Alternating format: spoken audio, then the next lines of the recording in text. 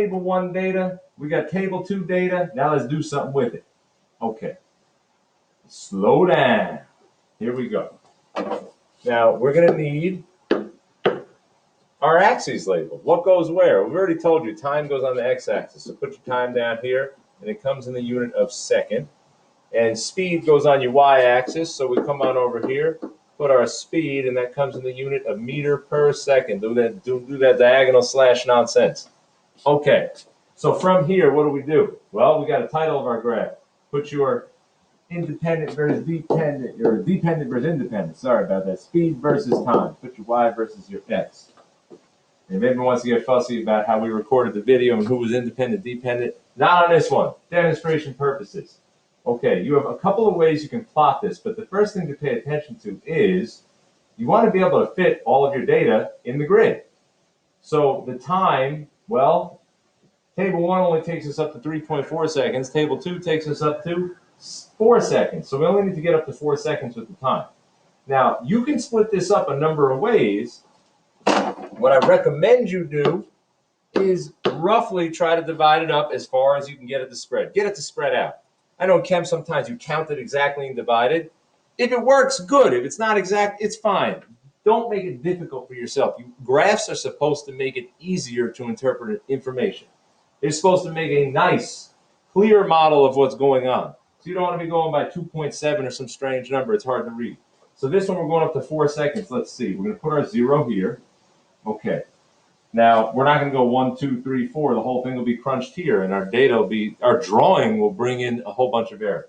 So maybe if we double up, we went skip 1, skip 2, skip 3, skip 4. That still doesn't take up that much room. Maybe we could do 3, but I'm not a big fan of 3s. Not everybody's comfortable working in 3s. Would it work for 4? Let's see, 0, quarter, half, 3/4, 1, quarter, half, 3/4, 2, quarter, half, 3/4, 3, quarter, half, 3/4. Woo, that works. So 1, 2, 3, 4. Good. You're welcome to mark in between if you'd like, 0.5, but you don't need to. There's no rule on that. As long as it's clear enough what's going on here, you're good to go. All right, we got our x-axis. What about our y-axis? Let's figure that one out. Now, the lowest speed we have up here is 0. The highest speed we have up here is 16. Okay, so let's do it. We got to get up to 16 here. Now, I don't think we're going to be skipping here like 1, skip 2, let's see, skip 1, skip 2, skip 3, skip 4, skip. We're not going to get to 16. Maybe if we go by ones, it might work. 1, 2, 3, 4, 5, 6, 7, 8, 9, 10, 11, 12, 13, 14, 15. Oh, it just works. Isn't that nice? Didn't I give you a nice grid? Okay. I'm not going to write every one, though. I'm going to do skip, then write this is 2. Skip, so that's 3, 4, 5, 6, 7, 8, 9, 10, 11, 12, 13, 14, 15, 16. Notice a mistake people sometimes make is they start their 1 too close to the 0 or this too close to. Make sure you leave equal spacing as you go. The two axes can have their own scaling. They don't have to match each other, but within it, you better have some consistency. All right, I'm feeling pretty good now. Now it's time to plot some points. When you plot points, make sure you're making a fine point, not a big bubble. We'll talk about that again in a moment. But let's keep going over here. So, what you might do one of your living environment techniques. Like back in that course, sometimes you put triangles around one set, you put squares around the other set of data points to distinguish the two. If we're going to put 2 on a graph, you don't want to confuse them. So you can pick that. I happen to have a palette of digital colors, so I'm going to use a different color. You could do pen, pencil, whatever. By the way, not a bad idea to stick with pencil while you're doing graphs in case you make a mistake. Me, however, oh my God, a mistake! Okay, here we go. Let's put some data points up here. For table 1, let's make these, let's make them red, why not? Actually, pick a new color, make them purple. Now notice I'm going to thin out my ink because I don't want a big blob. So we're going to do purple for this table 1. So at a time of 0, the speed was 7.5. Go to 0, go to 2, 4, 6, 7.5 is right between 7 and 8. Boom, there's my starting point. Then, at a time of 1.3, my speed was 10. So here's 1, here's 1.5, here's 1.25. So between 1.5 and 1.25, but closer to 1.25 is 1.3, and my speed right there is 10. So I'll be a little beyond it, maybe right around here. Okay, good. Next, 2.3 and 12.5. 2.3 is going to be about the same past the quarter. And 12, 13 is up there. I'll be right about here. Okay. And then finally, 3.4 and 14 and a half. So 3.4 now we're going to be closer to the 3.5 line. And 14 and a half going to be somewhere right around here. Okay, good. Actually, you can kind of tell what sort of pattern that follows. My Subaru in second gear, starting at 15 miles per hour on the road I was driving under those conditions, seems to have a pretty linear relationship. It looks like a line will connect these. Okay, but we don't need to do that yet, so slow down, Trick Daddy. Let's go to the next one. Table 2, hilltop. What's going on with this one? Well, let's plot this one in. Let's do green. Clean it out. Let's see what we got here. Okay, we got a 0, 0. 0, 0 cannot be ignored. If it is in your table, it must go on the graph. If it is not in your table, don't put it on the graph. So it was not for table 1, but it is for table 2. 0, 0, boom, there's our dot.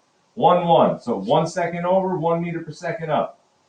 Well, we're cooking with gas now, huh? 2, 4, 2 seconds over, 4 meters per second. Okay, starting to pick up.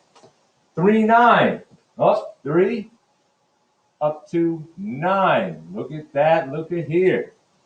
4, 16, go over to 4, all the way up to 16. Can't even reach. Oh my goodness, stretching my shoulder. Oh, this one seems to take on a little bit of a different patina. This one seems to have something going on here. Maybe it's not linear. Okay, so once you have your data points plotted, we have to sort out what kind of trend is here. And that's really as far as we're going to take it today. So what sort of trend do you see? Well, you could have Google Sheets or Excel or whatever graphing program you're using, Desmos, whatever, figure it out for you. But you also have a brain, so I bet you could sort it out. The purple dots from table 1, they look to have a linear relationship. And so what you need here, actually, I'm going to pull up our ruler.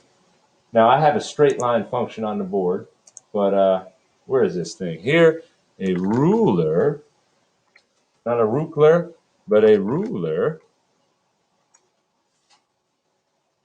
And let's see what we find. Now, the reason I like us to have a little ruler here, nice imperial ruler, why not? That'll do. Thank you. Is what you're going to do here is you're going to take your straight edge, you're going to try to orient it in a way that you best fit these data points. So this here, what you will be asked to do is draw a line or curve of best fit. Not perfect fit, best fit. Data in the real world is generally never going to be perfect fit. You won't be able to create a singular line, a straight line that goes directly through all these data points. And you can't fake it either. So don't come over here and say, oh, look, it's almost lined up. It's a little bit off. I know what I can do. Just make this dot bigger and it'll hit perfectly. You see, that's called fudging the data over there. You can't do that. Oh, no. Come on, smartboard, take away that sin. Good. If I come over here, I will notice there are some things to watch out for. Like right now, clearly I'm too below right, so bad spot. Clearly I'm too above left, bad spot. Here, if I tip it like this, clearly something's a little off. The angle or slope of my ruler does not match that which seems to be with the data points. And of course, you could have something too low. And another mistake people make is they try to do this. Oh no, please don't do this. They try to go through the origin. Was the origin one of the data points for table 1? No. Leave it alone. It's got nothing to do with this part. You have to follow the data. So if I set this up and you do a little finagling here. It's actually easier to do on a piece of paper than it is on the board. Come on now. We'll get you there. And that is not too bad. I drew a line. I might want to tip it a little more, but again, it's actually harder to control up here than it is on your piece of paper. Come on back a little. Let's see. Maybe something just like that would be good. So I'm going to draw a straight line now. And so here's what I'll do. When I draw my line, I'm going to thin that line out too. I'm going to draw this one. Let's do a little bit of a different color. Let's do orange over that purple. I'm going to go all the way beyond my grid. Don't let no short lines. Listen, all the way, like start all the way over here and try to run this thing all the way over there. That right there, that's not bad. That's not bad. And here's why I think it's not bad. It more or less goes through our 7.5. It more or less goes through our 3.4, 14.5. It's a little above that second data point, a little below that third data point. It kind of averages out pretty well. That might be a pretty good line of best fit. If you drew that on your paper, I'll give you credit. Now, yours may not match mine exactly, but that's not bad. And don't worry about doing slope and all that business yet. That's the next video. So let's come over here. We got to draw our line or curve of best fit for table 2, the green data points. Does this one look to you to be a line or a curve? Well, if you think it's a line, you might come over here with a ruler, try to set this John up. Where am I going to fill? No. If you find that you're setting it up and you have the end points on one side of your ruler and you got the belly, the data points here, on the other side of your ruler, it's probably a curve. Get out of here, ruler. We don't need you. We need something different. We need something special. Thin this out. Let's make this a this color here. There we go. Very light blue. What you need is called your art hand. And so now we're going to get our art hand on. You may not be an artist, but you do your best. What you need to do is try to make a sweeping or a smooth motion that brings you from dot to dot to dot to dot. When you do your curve of best fit, it's generally a good idea to try to hit all the dots. And so that's what I'm going to try to do. I'm going to do a little prep here, almost like a golf swing. Whoa. Warm it up first. You want to pull something while you're doing this, mess you up right in the middle, put a little jog in your line. Okay, here we go. 1, 2. Come on now. Feel the flow.